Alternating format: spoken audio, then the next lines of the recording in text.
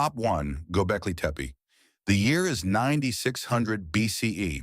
You are standing on a desolate hilltop in southeastern Turkey, preparing to construct something that shouldn't exist for another 6,000 years. You haven't invented farming yet. You don't have pottery, metal tools, or even permanent villages. You are a hunter-gatherer, and yet somehow you are about to build the world's first monumental architecture. Massive T-shaped limestone pillars, weighing up to 16 tons each, are carved with intricate reliefs of animals and arranged in circular enclosures, with engineering precision that won't be seen again until the rise of civilization itself. In 1995, German archaeologist Klaus Schmidt began excavations after noticing broken limestone on the surface. Previous surveys in the 1960s had dismissed the site as a medieval cemetery, but Schmidt recognized the carved stones and realized the hill wasn't natural. It was man-made. What he uncovered rewrote the textbook on human development. Radiocarbon dating places construction at 9600 to 8200 BCE, making it 11,600 years old. Over 200 T-shaped limestone pillars, some reaching 18 feet tall and weighing 16 tons, cover 22 acres. Only 5% has been excavated as of today. Pillar 43, nicknamed the Vulture Stone, depicts astronomical symbols that researchers Martin Sweatman and Dimitrios Sakritsis argued in 2017 match a comet impact theory. There is no evidence of habitation, no cooking fires, no trash, and no living quarters. It was purely ceremonial. Each enclosure was deliberately buried with thousands of tons of fill before the next was built. The quarry site, located a quarter-mile away, shows how pillars were carved from bedrock using stone tools. Zooarchaeological analysis by Peters and Schmidt in 2004 revealed gazelle bones, suggesting massive feasting events. Schmidt argued that religion came before agriculture, that the need to gather for ritual at Göbekli Tepe actually motivated the shift to farming. Hunter-gatherers would periodically converge, perform ceremonies, feast, and return to nomadic life. Over centuries, staying near the site to tend wild grains eventually led to domestication. It is a revolutionary idea, but it still fits within accepted timelines of gradual cultural development. However, this explanation requires us to believe that people without farming, villages, or surplus food somehow organized the labor of hundreds, perhaps thousands, to quarry, carve, transport, and erect multi-ton pillars with sophisticated iconography. The pillars feature complex, high-relief carvings of lions, foxes, scorpions, and vultures, executed with technical skill that matches much later civilizations. Then, for reasons unknown, they buried the entire complex and walked away. Some researchers ask, what if Göbekli Tepe wasn't the beginning of civilization, but the remnant of something older? What if the builders weren't primitive hunter-gatherers, but survivors of a more advanced culture forced to rebuild after a catastrophe? The Younger Dryas impact hypothesis, supported by evidence of platinum anomalies in vitrified materials at the site, suggests a comet strike around 10,800 BCE could have devastated earlier civilizations.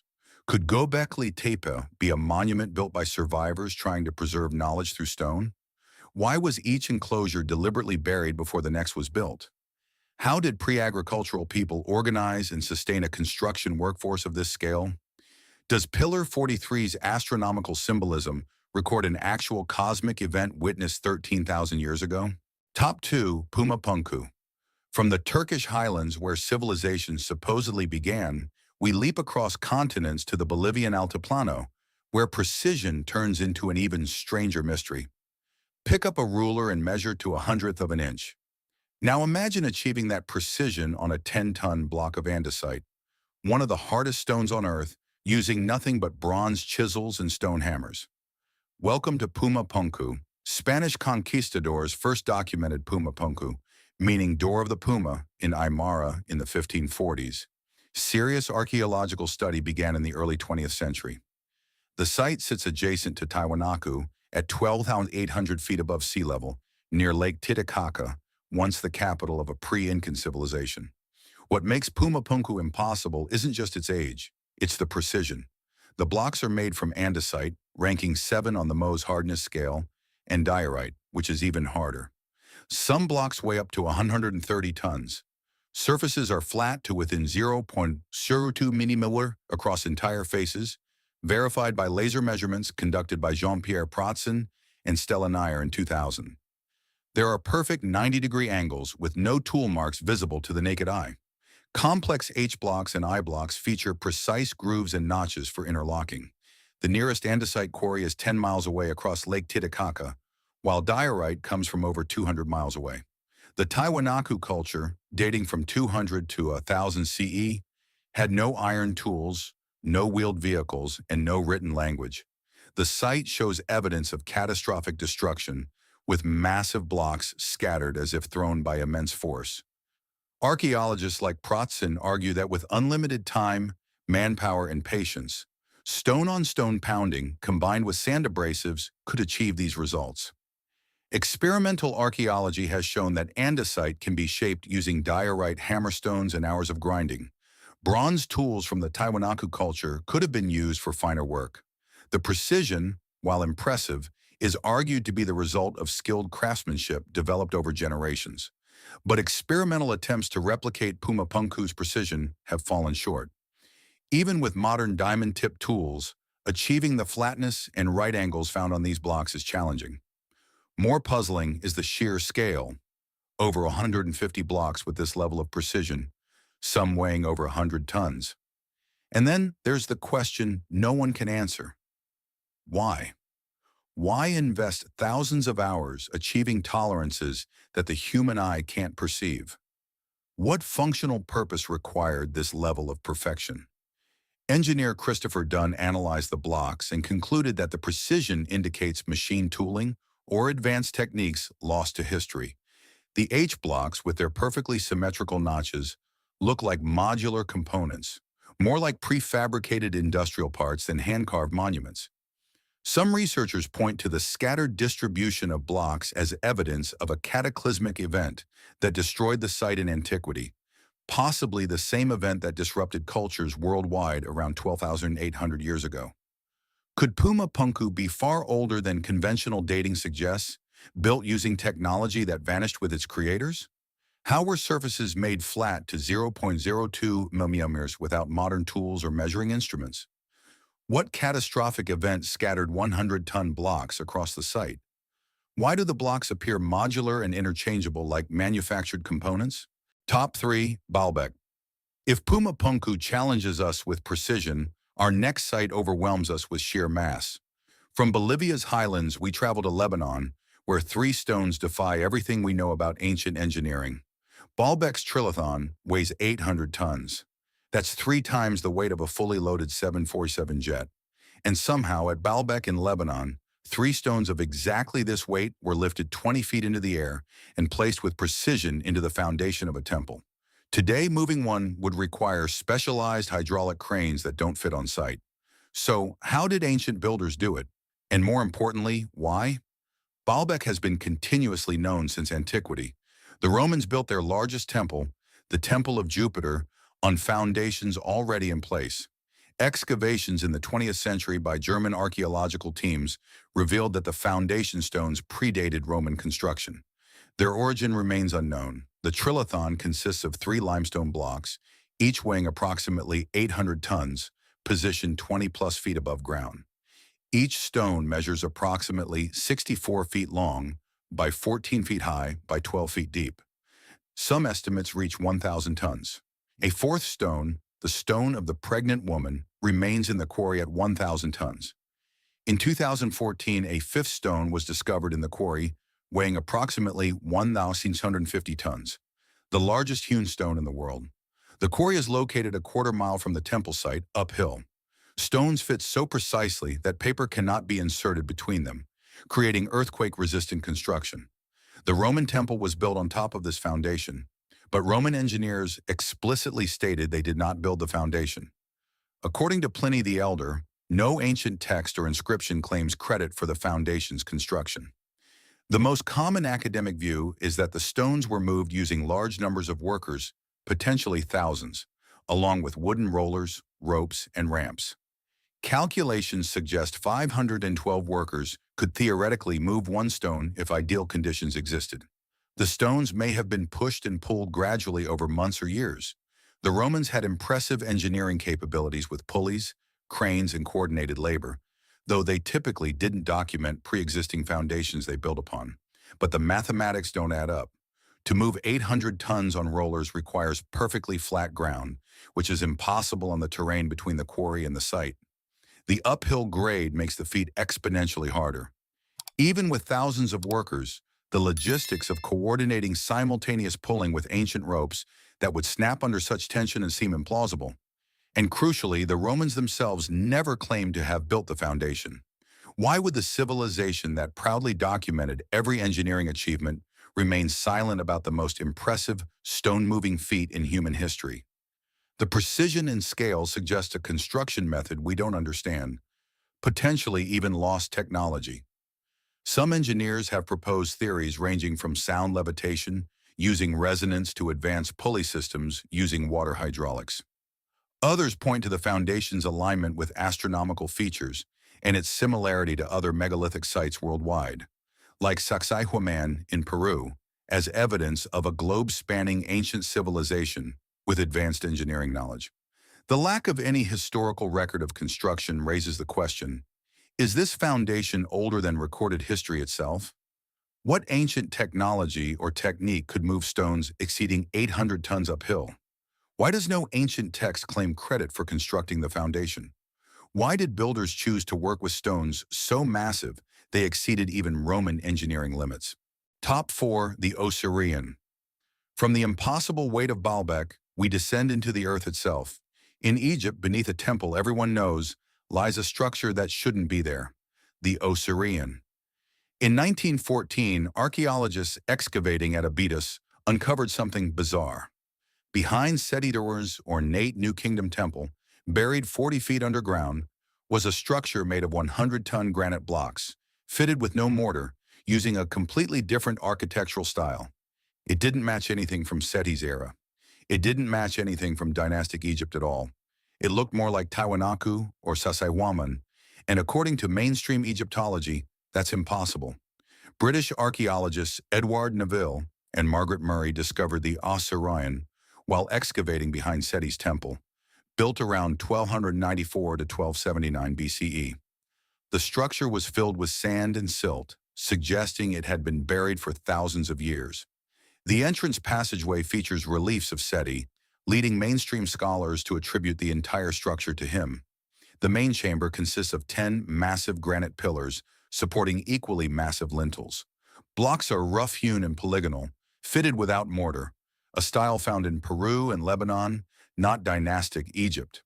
The structure sits 40 feet below ground level, much deeper than Seti's temple. It shows heavy water erosion despite being in the desert, similar to the Sphinx enclosure erosion noted by geologist Robert Schoch in 1991. There are no hieroglyphic inscriptions on the megaliths themselves, only on the entrance passage. The architectural style matches Old Kingdom or pre-dynastic work, not the New Kingdom. Geological analysis by Schoch in 1997 suggested water weathering patterns inconsistent with New Kingdom construction. The mainstream view is that the Osireion was built by Seti I as a symbolic tomb for Osiris, god of the underworld and resurrection. The crude megalithic style was intentionally designed to evoke the primordial mound of creation from Egyptian mythology.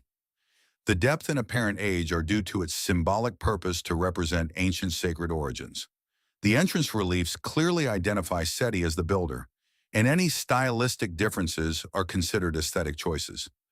But this explanation requires us to believe that Seti, a pharaoh who built elaborately decorated limestone temples covered in hieroglyphics, suddenly chose to build one structure using 100-ton granite blocks with no inscriptions and no decoration in a crude, megalithic style buried 40 feet underground. Why would he imitate a construction style that, according to mainstream chronology, had been abandoned for over 1,000 years? And why does the structure show geological weathering patterns suggesting far greater age than the New Kingdom? Schoch, who controversially redated the Sphinx based on water erosion, examined the Osireion and noted similar weathering patterns. He suggested the structure could predate dynastic Egypt by thousands of years. Some researchers propose that Seti discovered the already ancient Osireion, added an entrance passage with his cartouches, and claimed it as his own, much like later pharaohs inscribed their names on monuments they didn't build. The megalithic style matches construction techniques found at other, anomalously ancient sites worldwide. Could the Osireion be a remnant of a lost civilization that predated the Egypt we know? Why does the Osireion's construction style differ radically from every other structure Seti I built? How do we explain water erosion patterns in a desert structure supposedly built 3,900 years ago? If Seti built it, why did he use 100-ton granite blocks when his other temples used much smaller limestone blocks? Top 5. Longyou Caves. From hidden megaliths buried beneath the Egyptian desert, we travel east to China, where an even more mysterious discovery waited underground, not for centuries, but until 1992, the Longyou Caves. In 1992, a local farmer in China's Zhejiang province decided to pump water out of a pond. The water kept draining, so he kept pumping. 3 weeks later, the pond was empty, revealing a stone staircase descending into darkness. He had discovered something impossible, a massive hand-carved cavern with no historical record. There was no mention in any ancient text, no legend, just silence. And beneath it, 6 more caverns just as large, carved with precision and decorated with symbols. An underground palace for ghosts. Local farmers had long told stories about bottomless ponds that never ran dry. In June 1992, 4 farmers began pumping out water from several ponds. They discovered 7 massive man-made caverns carved directly into siltstone, interconnected and covering 30,000 square meters. 7 caverns have been discovered so far. The largest covers 2,000 square meters with 30-foot-high ceilings. An estimated 1 million cubic meters of rock were removed, equivalent to the Great Pyramid of Giza's mass. Walls and ceilings feature parallel chisel marks at precise angles of 60 to 85 degrees, suggesting systematic excavation. Cave walls include carved patterns of fish, birds, horses, and enigmatic symbols. No tools, no debris, and no pottery were found inside. They were completely empty. Carbon dating of organic materials suggests the caves are at least 2,000 years old. There is no mention in any Chinese historical text, despite meticulous record-keeping throughout Chinese history. A similar cavern, discovered nearby in 1994, brought the total to 24-plus suspected cave systems in the region. Acoustic analysis shows remarkable resonance properties. Chinese archaeologists suggest the caves were carved during the Western Han Dynasty or earlier as large-scale quarries, storage facilities, or military bunkers. The lack of historical records could be due to lost documents or because the project was considered mundane infrastructure not worth documenting. The decorative elements suggest ceremonial or religious use. The scale, while impressive, is achievable with large labor forces over decades, similar to other ancient Chinese projects like the Great Wall.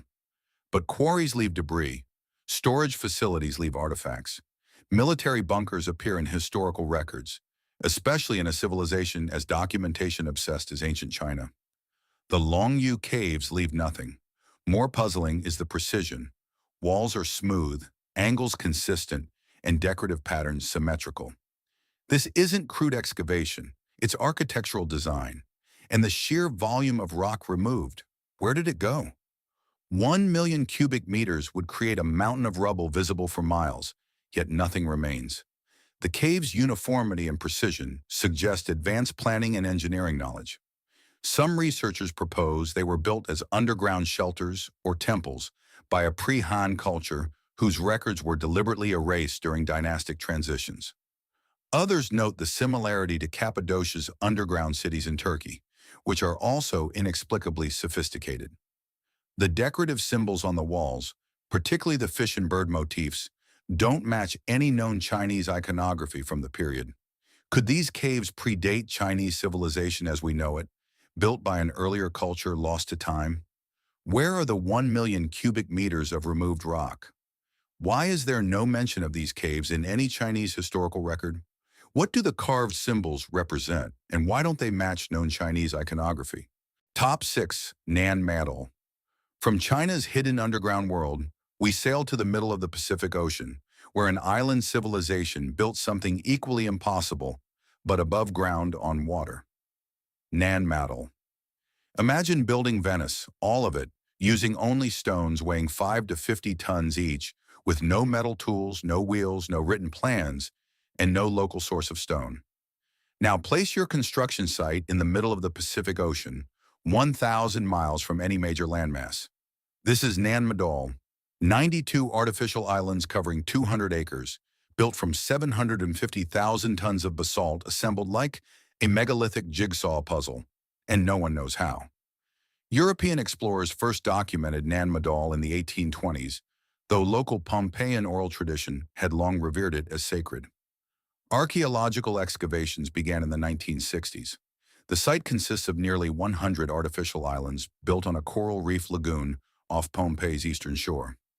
The 92 artificial islands cover 75 hectares and are constructed from basalt columns in a log cabin style, with columnar basalt stacked horizontally. Individual stones weigh between 5 and 50 tons, with some cornerstones exceeding 50 tons. The total estimated weight is 750,000 tons of stone moved. The basalt quarry is located at Saqqara Mountain, requiring sea transport of stones via canoe or raft. Radiocarbon dating places major construction between 1200 and 1500 CE. The population of Pompeii during construction was estimated at only 25,000 to 30,000. The site includes a royal mortuary complex, temples, and residential quarters, and was the seat of the Sodalur dynasty. Traditional Pompeian legend claims the city was built by twin sorcerers, Olisipa and Olisopa, using levitation magic. Archaeologists propose that basalt columns were transported using large canoes or rafts during high tide, then floated into position and leveraged into place using coconut fiber ropes and bamboo scaffolding. The Sodalur dynasty mobilized large labor forces from across Pompeii and surrounding islands. Construction occurred over centuries, allowing for the gradual accumulation of stones. Similar techniques were used for Easter Islands, Moai and Hawaiian heiau. The magic and oral tradition are seen as a poetic explanation for coordinated engineering. But the logistics remain staggering.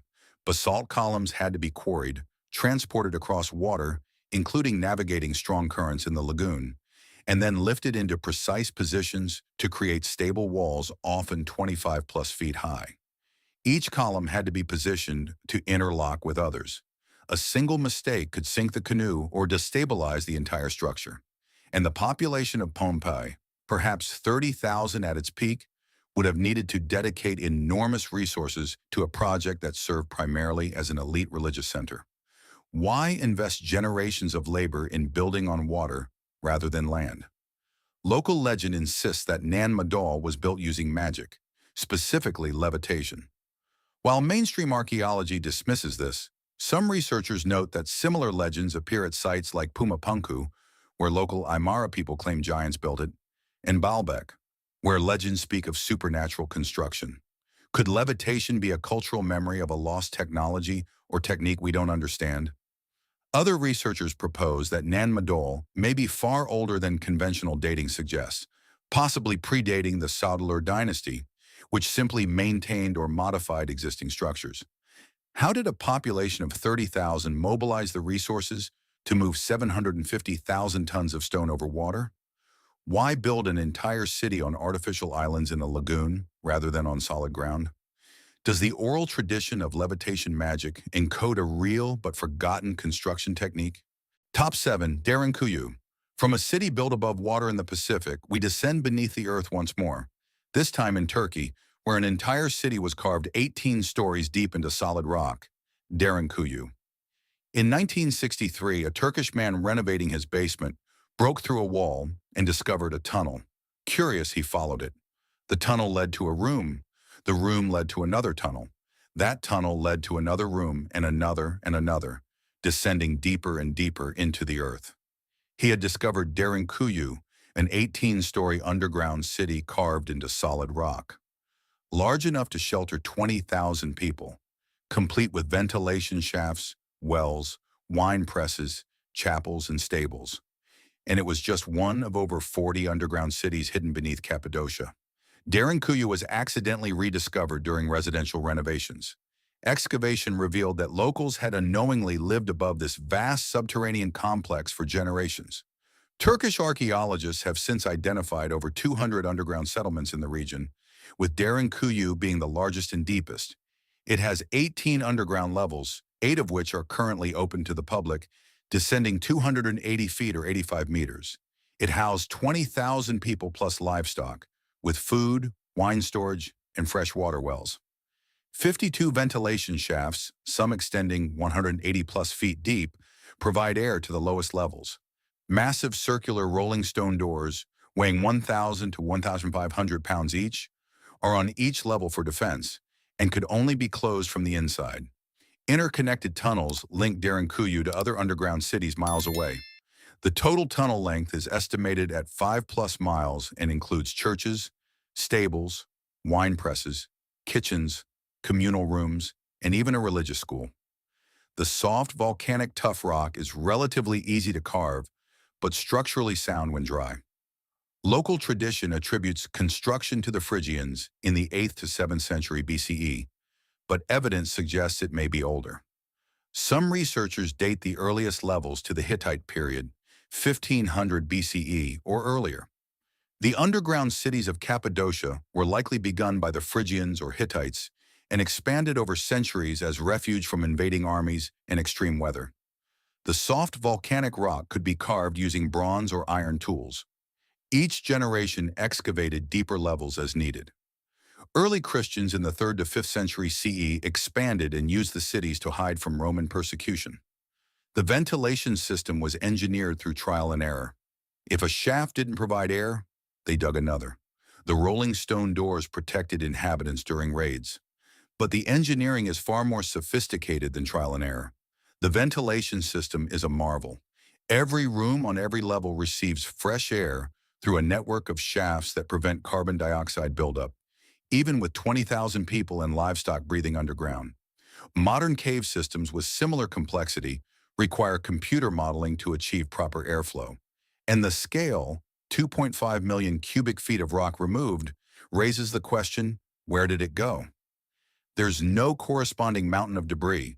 More puzzling, why dig 280 feet down? Why not stop at 50 feet, which would still provide perfect protection? The depth and sophistication suggest Derinkuyu wasn't just a wartime refuge. It may have been designed for long-term habitation during a prolonged catastrophe. Some researchers propose the city was built to survive an extreme climate event, possibly during the Younger Dryas period, 10,800 BCE, when global temperatures plummeted. Others note that the rolling stone doors, which can only be closed from the inside, seem designed to keep something out, not just human invaders. What threat required an entire population to live 280 feet underground? How was the ventilation system engineered to provide fresh air to 18 levels without modern technology? Where is the 2.5 million cubic feet of excavated rock? What threat justified building 280 feet underground rather than fortifying a surface settlement? Top 8. Serapeum of Saqqara. From a city built to hide underground, we return to Egypt, but not to tombs or temples. Instead, we descend into a mystery hidden beneath the sands of Saqqara. Precision granite boxes with no known purpose, the Serapeum of Saqqara. In 1850, French archaeologist Auguste Mariette discovered a series of underground tunnels in Saqqara. Inside were 24 enormous black granite boxes, each weighing 100 tons, carved from single blocks of Aswan granite and polished to a mirror finish with corners precise to 1/10,000th of an inch. Egyptology says they were sarcophagi for sacred Apis bulls. But when Mariette opened them, there were no bulls inside, no mummies, no inscriptions, nothing. Just empty granite boxes machined to tolerances that match modern precision manufacturing. Auguste Mariette excavated the Serapeum in 1850 after following clues from ancient texts describing a subterranean bull necropolis. He found a network of tunnels containing 24 massive granite sarcophagi, allegedly meant for Apis bulls, sacred animals associated with the god Ptah. The 24 boxes were carved from single blocks of Aswan granite, each weighing 70 to 100 tons. Box dimensions are approximately 13 feet long by 7.5 feet wide by 11 feet tall. Lids weigh approximately 30 tons each. Internal surfaces are polished flat to within 0.02 inches or 5 microns. This was verified by engineer Christopher Dunn using precision instruments in 1995. The 90-degree corners are square to within 1/100th of a degree. External surfaces show evidence of saw cuts, straight cuts through granite over 9 feet long. There are no hieroglyphic inscriptions on the boxes themselves. Inscriptions are only on the tunnel walls. The boxes are too large to fit through the tunnel entrance and must have been installed before the tunnels were completed or via another entrance now buried. Only one box contained remains, bovine bones, but these were from a much later period. The mainstream view is that the Serapeum served as a burial place for Apis bulls, sacred animals worshipped as incarnations of the god Ptah. The boxes were carved by skilled Egyptian stonemasons using copper tools, sand abrasives, and diorite pounders. The precision, while impressive, was achievable through patient grinding over months or years. The lack of contents in most boxes suggests they were looted in antiquity or never used. The single box with bones confirms the site's purpose as a bull necropolis. But engineer Christopher Dunn, who has decades of experience with precision manufacturing, measured the boxes and concluded they exhibit tolerances beyond what could be achieved by hand. The internal surfaces are flat to 0.02 inches, a specification that requires laser-guided machinery in modern manufacturing. The saw cuts through granite are 9+ feet long and perfectly straight, something copper saws cannot achieve. And the sheer difficulty of the work, why invest such enormous effort to create precision boxes for dead bulls? Why not use simpler limestone sarcophagi like every other animal burial in Egypt? Christopher Dunn and other engineers proposed that the Serapeum boxes weren't sarcophagi at all. They may have been precision containers for an unknown technological purpose. The extreme precision suggests they were designed to hold something requiring exact tolerances, possibly involving vibration or resonance. Dunn's machine hypothesis. Others propose the boxes predate the New Kingdom by thousands of years and were repurposed by later Egyptians who inscribed the tunnels with bull dedications. The precision is seen as evidence of lost advanced technology from an earlier civilization. How were internal surfaces polished flat to 0.02 inches using Bronze Age tools? Why invest such effort and precision for boxes meant to hold animal remains? How were 100-ton boxes installed in tunnels with entrances too small to fit them? Top 9. Mohenjo-daro. From precision boxes in Egypt, we travel east to Pakistan, where an ancient city holds evidence not of lost technology, but of possible ancient disaster. Mohenjo-daro. Walk through the ruins of Mohenjo-daro, and you'll see something strange. The bricks aren't just old, they're vitrified, melted and fused together by heat so intense it could only come from temperatures exceeding 400 degrees. The streets are littered with skeletons, frozen mid-stride, as if death came instantly. Ancient texts from the region describe weapons that could burn entire armies and cause hair and nails to fall out, and radioactive isotopes have been found at the site. Welcome to one of history's greatest mysteries. What destroyed Mohenjo-daro? Discovered in 1922 by Indian archaeologist R.D. Banerjee, Mohenjo-daro, meaning Mound of the Dead in Sindhi, was one of the largest cities of the Indus Valley civilization.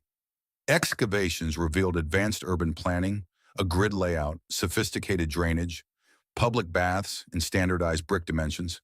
The city covered approximately 250 hectares and housed 40,000+ people at its peak. Vitrified bricks found in several areas show evidence of intense heat. 44 skeletons were discovered in various locations, appearing to have died suddenly, some in streets, others in buildings. The bodies show no signs of burial. They were left where they fell. British researcher David Davenport in 1996 claimed to detect radioactive ash at the site, though this is highly disputed and requires verification. Ancient Sanskrit texts, the Mahabharata, describe weapons called Brahmastra capable of mass destruction. The city was abandoned abruptly around 1900 BCE with no clear explanation. There is no evidence of warfare, invasion, or gradual decline, just sudden cessation. Similar mysterious abandonment occurred at nearby Harappa and other Indus Valley sites. The mainstream view is that Mohenjo-daro was abandoned due to environmental factors: climate change causing drought, shifts in the Indus River course, flooding, or a combination of these. The vitrified bricks are likely from ordinary fires. Wood fires can reach 1,100 degrees C in confined spaces. The skeletons are victims of violence during a possible raid or final collapse of social order. The simultaneous decline of multiple Indus Valley cities suggests environmental catastrophe, not war. The radiation claims have been debunked, as no peer-reviewed studies confirm elevated radioactivity.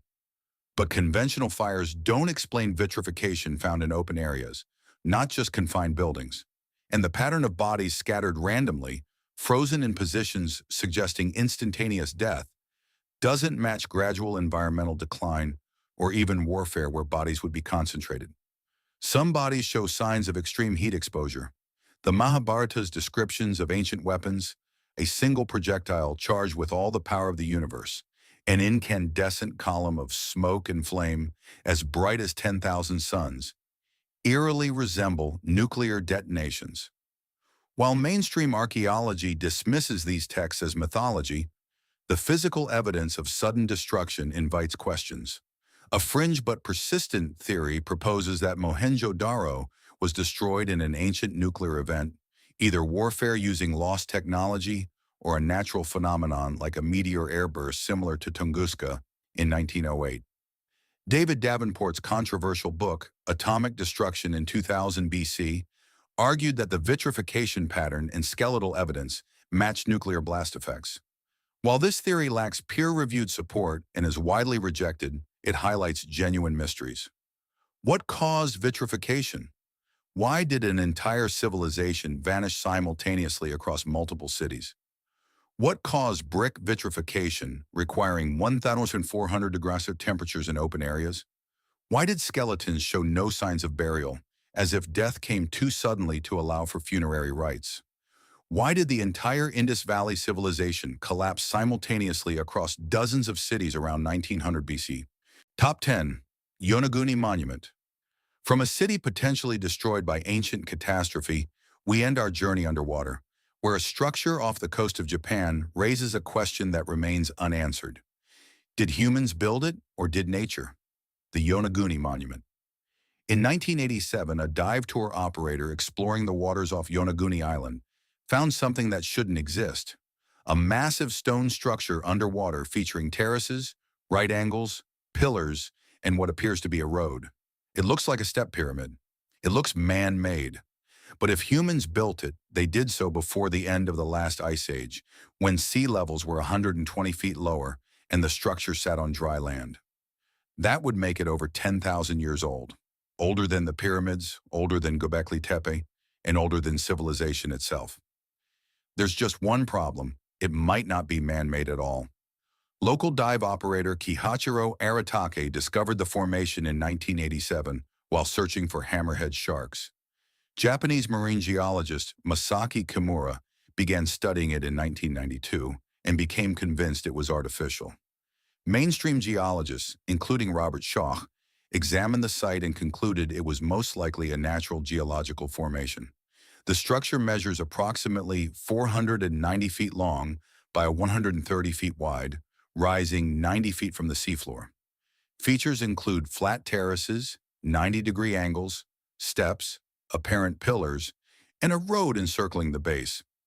Masaki Kimura identified what he claims are tool marks, carvings, and quarry marks, though these are disputed. The structure is composed of sandstone and mudstone, which naturally forms in layers. Similar above-water formations exist on Yonaguni Island, showing natural stratification.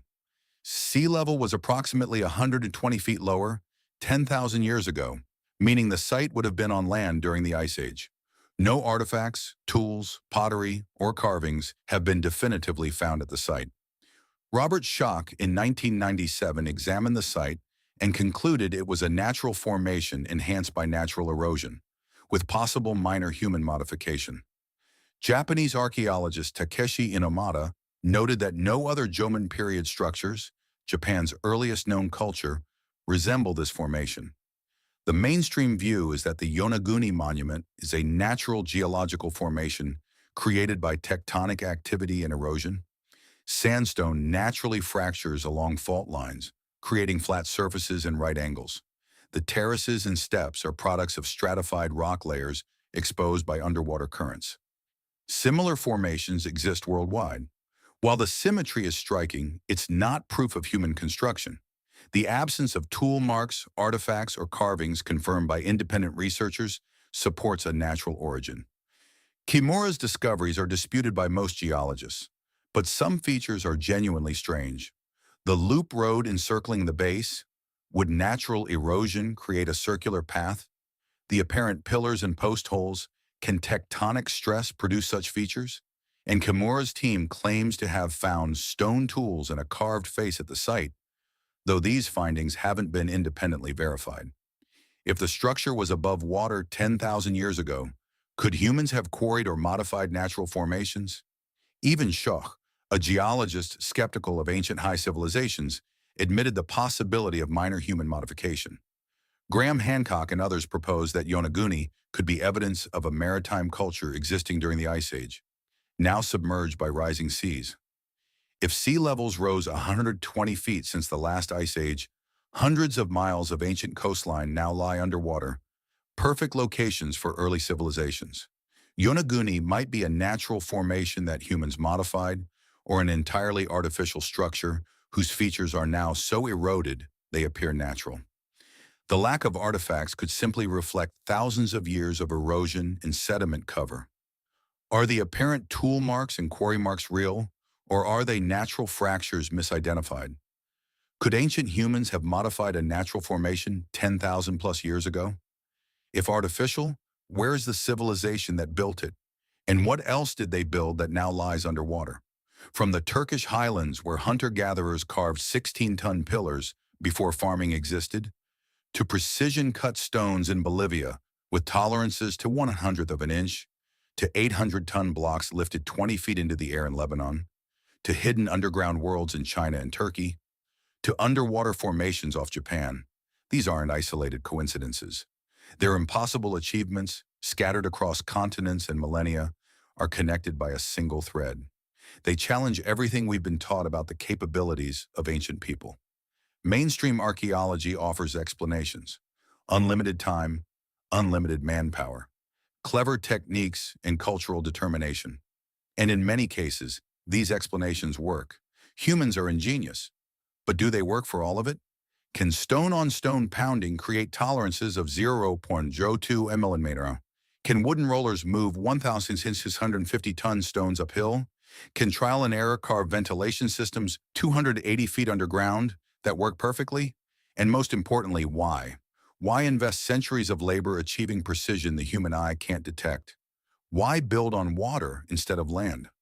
Why tunnel 18 stories deep when 5 would suffice? These structures force us to confront an uncomfortable possibility. Maybe human history isn't a straight line from primitive to advanced. Maybe it's a cycle. Maybe civilizations rose and fell long before we started writing things down, leaving behind monuments we can't explain because we've forgotten the knowledge that built them. Or maybe we've underestimated our ancestors, not because they had magic or aliens helping them, but because we've imposed our limitations on their ingenuity. If these stories of impossible ancient engineering have changed the way you look at the history books, please subscribe and like the video. We are dedicated to unearthing the history that they have tried to bury beneath the sands of time. Help us sow the seeds of a new understanding of our past. The next vault of ancient secrets will be opened very soon.